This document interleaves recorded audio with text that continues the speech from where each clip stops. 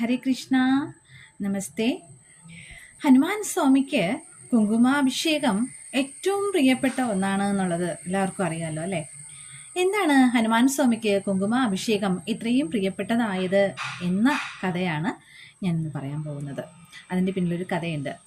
ഒരിക്കൽ സീതാദേവി തൻ്റെ ചമയങ്ങളൊക്കെ ചെയ്യുന്ന സമയത്ത് ഹനുമാൻജി ഇതെല്ലാം നോക്കിയിരിക്കുന്നുണ്ടായിരുന്നു.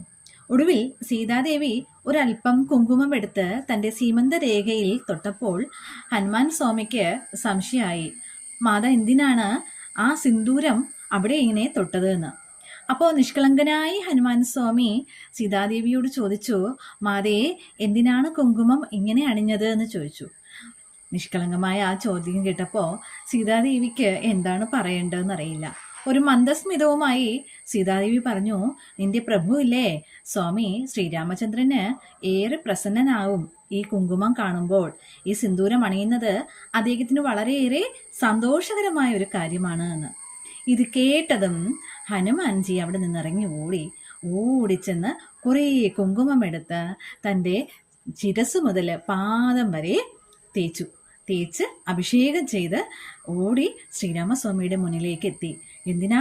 തൻ്റെ സ്വാമിക്ക് കുങ്കുമം അണിഞ്ഞ് കാണുന്നത് സന്തോഷമാണെന്ന് കേട്ടപ്പോൾ നിഷ്കളങ്കനായ ആ ദാസഭക്തൻ തൻ്റെ സ്വാമിയെ സന്തോഷിപ്പിക്കാനായിട്ട്, തൻ്റെ സ്വാമി എങ്ങനെയാണ് സന്തോഷിക്കുന്നത്, ഏത് രീതിയിലാണ് സന്തോഷിപ്പിക്കേണ്ടതെന്ന് അന്വേഷിച്ച് നടക്കുകയാണ് ഭക്തൻ.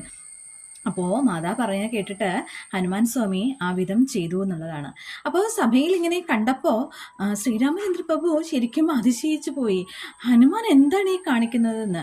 ഇത് കണ്ടപ്പോൾ സീതാദേവിക്ക് സന്തോഷം, ആ ഒരു ഭക്തവാത്സല്യം കൊണ്ട് ദേവി പറയുകയുണ്ടായി ശ്രീരാമചന്ദ്രനോട് നടന്ന സംഭവങ്ങളൊക്കെ. ഭക്തവത്സലനായ ഭഗവാന്റെ കണ്ണുകൾ ഈറനണിഞ്ഞു. തൻ്റെ ഭക്തൻ തന്നെ സന്തോഷിപ്പിക്കാനായി എന്തൊക്കെയാണ് ചെയ്യുന്നത് എന്ന്. അന്നു മുതൽ ഹനുമാൻ സ്വാമിക്ക് കുങ്കുമം അഭിഷേകം ചെയ്യുന്നത് അത്ര സന്തോഷമാണ്. കാരണം തൻ്റെ പ്രഭുവിനെ പ്രസന്നനാക്കുന്നത് ഇങ്ങനെയാണ് എന്നുണ്ടെങ്കിൽ അത് ഏറ്റവും വലിയ സന്തോഷമുള്ള കാര്യമാണ് ഹനുമാൻജിക്ക്. നോക്കൂ, ആ ഭഗവാനോടുള്ള ഹനുമാൻജിയുടെ ഭക്തി എന്ന് പറയുന്നത് എത്ര നിസ്വാർത്ഥമാണ്, എത്ര സമർപ്പണത്തോടു കൂടിയാണ്, എത്ര നിഷ്കളങ്കമാണ് എന്നുള്ളതാണ് ഇവിടെ കാണിക്കുന്നത്. അപ്പോൾ ഭക്തി എന്ന് പറയുന്നത് വളരെ ലളിതമായ ഒന്നാണ്. ഒരിക്കലും സങ്കീർണത നിറഞ്ഞതല്ല ഭക്തി എന്ന് പറയുന്നത്. നമ്മൾ ആരാധിക്കുന്ന ഭഗവാന് സന്തോഷം ലഭിക്കുന്നത് എന്താണ് എന്നുള്ളത് അത് വളരെ ലളിതമായൊരു കാര്യമായിരിക്കും. പക്ഷേ അത് ചെയ്യുമ്പോഴാണ് ശരിക്കും അവിടെ ഭക്തി പൂർണ്ണതയിലെത്തുന്നത് എന്നുള്ളതാണ്. ഹരേ കൃഷ്ണ. ജയ് ശ്രീരാം. ജയ് ഹനുമാൻ. ഹരേ കൃഷ്ണ.